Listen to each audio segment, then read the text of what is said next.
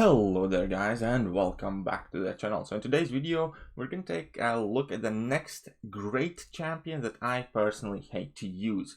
And again, before we get to the nitty-bitty grit of the video, a standard disclaimer here: the name of the video in itself implies the fact that I do think these champions are great. I do not try to take anything away from them, or their quality, or their ability to save units, of their positions in people's head as the beyond god tiers or whatever kind of stuff.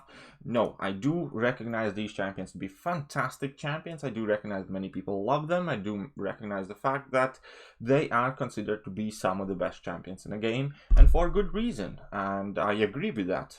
Hence, they are in the series titled Great Champions that I hate using.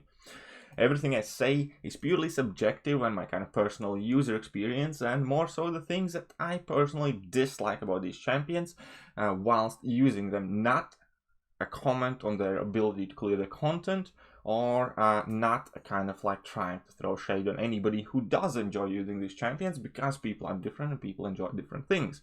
All of that being said, every single video still turns out into an absolutely delightful comment section war with quite split factions battling it out, and I love it to a degree. Kind of like, so long as you keep it fairly light and can post your opinion respectfully, I'm all up for that, because that is kind of the point of this series, not to try and trash some people's beliefs, but to more so encourage people talking and expressing their opinions, because many people today are fairly, I don't know, afraid or fairly uninterested in saying unpopular opinions, especially when it comes to favorite champions. Like, there are many people who join in saying like, okay, yeah, I didn't like using Namor, but I would never kind of like say it in forums myself, because then everybody kind of like jumps on me or whatever. But I find it interesting, and that is just a different opinion, and that is fun. Debate is always encouraged. All that being said, we are going to be taking a look at Omega Red this time. Right, and why Omega Red? Well, the fact that he plays this game like it was a Russian version of Grinder is reason number one. But before we get in there, obviously he has many fantastic abilities: fully poison immune, 90% bleed immune, heals up suicides, gets incredible damage boost to his suicides, and is in fact quite suicide dependent champ. All of that, even without suicide, still a great champion, quite reliant on Sabertooth synergy, but an absolute beast of a content clearer. And especially if you use this guy and if you have him ranked, when you bring him in like uncollected, and it's a pleasure to play him then, right? When you can get into a relatively moderate difficulty piece of content, like uncollected monthly quest, he shreds through it like nothing. He's versatile. His tentacle hits ignore passive damage back from like Electros, Korgs, Magics, Limbo. He can bypass that stuff. Also the fact that his debuffs cannot get shrugged off. Also the fact that, well, if you have spores on opponent, but still.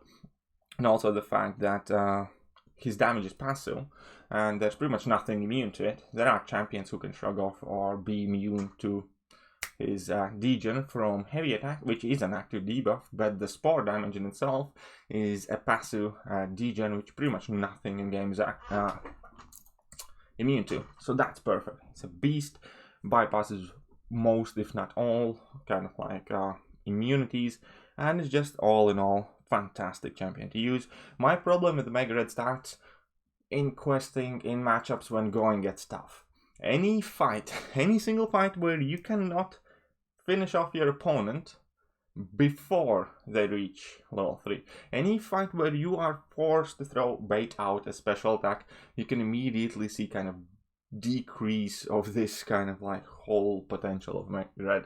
Now, obviously he can be used in any fight, and he can do so incredibly well. I know myself, I have actually in fact used Omega Red and only Omega Red for complete Labyrinth of Legends path, and he did well. You can do it, but he did not nowhere close to as well as he does in shorter fights.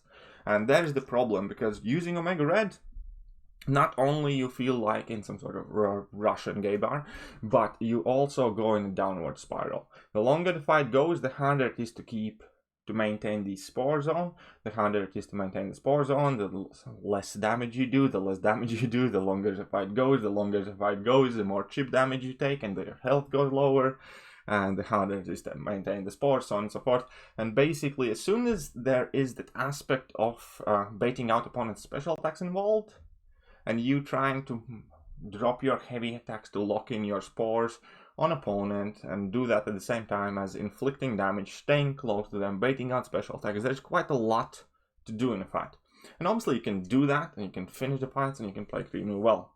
And that is kind of like the second aspect of Omega Red. That Omega Red is extremely easy to use in relatively simple fights. He's one of the kind of like user-friendly champions in Uncollected or whatever. Be aggressive, drop a heavy attack, stay close to opponent, they'll die. It's significantly harder to use him in longer fights. And there is the deceiving skill gap that many people say he's an easy champion to play. That's accurate, but only for short fights. And there are plenty of other champions who are extremely easy to play in short fights. When it comes to longer fights, it actually takes quite a bit of finesse and practice. And again, I do not consider myself to be good or great Omega Red player, but I definitely feel that it becomes a lot harder to do it for longer fights. And as I mentioned before, there's this downward spiral, which kind of like sucks the enjoyment of using this character out, at least for me. So there is the big problem. If the going gets tough, if the fight is long, if the opponent doesn't drop dead and doesn't do anything that you want, then inevitably you will mess up at some point. Your heavy attack degen is going to wear off, you're going to start losing the spores. In order to try and get back the spores, you're going to have to launch your level 2, you know, to re-trigger your death field. Once you do drop a level 2, typically you pretty much immediately have to bait out a special attack of opponent, because level 2 plus presumably a couple hits from your combo hit pretty much give the bar power to opponent in itself, and then it's kind of like much more tricky to manage. And that would be perfectly fine, but it's kind of like extremely large contrast to how simple, joyful, easy, and practical he is in short fights. So at least for me, that I wouldn't say it came as a shock, but it definitely put things in perspective when it came to using Omega Red. And I have used him obviously in 6.3 where there are massive health pools, but unless the matchup was perfect for him, I found it to be quite a bit larger chore than simply bringing in, I don't know, Ghost or Nick Fury on his second life or Captain Marvel movie version or whatever. So basically what I'm saying, I definitely found better alternatives for a standard 6.3 sized length fight without nodes involved. Now when we look at the nodes, obviously when you're fighting like Morning Stars, Caltrops, Biohazard, stuff like that, he's still fantastic, and I still use him in 6.3 for that, but that was pretty much it. I only brought him in when the matchup was like really good for him. But even on stuff like Caltrops and Biohazard, I typically prefer to go with Ghost, because it was still a lot harder with Omega Red, and you still occurred quite a bit of chip damage based on the playstyle where you have to stay close to opponent, so quite often you end up eating a couple more hits in a block than you would like to, or you just make the fight extremely long by abandoning your spores and kind of just fighting normally. So that is basically it about Omega Red. That is why I dislike using him in more tricky content, because I think he loses quite a bit of his value, kind of like Corvus in a sense, like, because Corvus is one of the best champions in game if you are able to finish off opponents within the first set of your charges. And Omega Red is similar in the case, because Omega Red is one of the best champions in game if you're able to finish off opponent, kind of like within the duration of your first death field, or with that plus like some extra damage from a heavy attack. So 6.1 he was still doing fantastic, for example. 6.2, 6.3 you definitely saw like a major shift from how easy it was to use Omega Red. And I was really kind of kicked back by that. And I'm not trying to take anything away from the champion. He's still fantastic. You can still bring him in anywhere and get the job done, and he will help you and he will save you potions. But for me personally, I have found other top-end alternative champions just to be so much more easier to use in this kind of like 6.3 environment than trying to keep a high spore count with your Omega Red. I bring him in occasionally for the bleed path, for some other perfect matchup for him.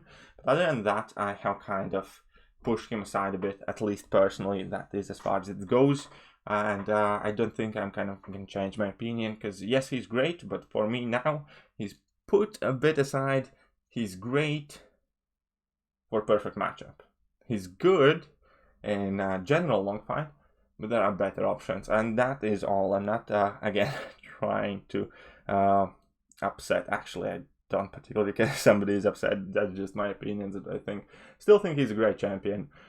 just not for me, realistically, at least not for the longer matchups.